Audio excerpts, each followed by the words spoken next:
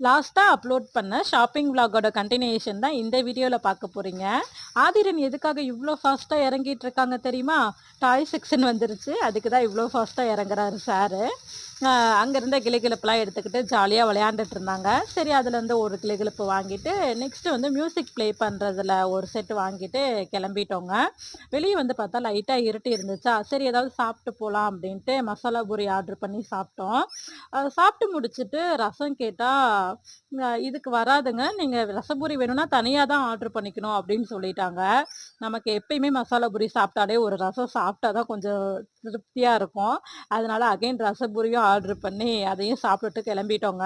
வெளிய வந்து பார்த்தா இந்த டாய்ஸ பார்த்துட்டு வேண்டுன்னு ரோட்லயே உட்காந்துக்கிட்டான்.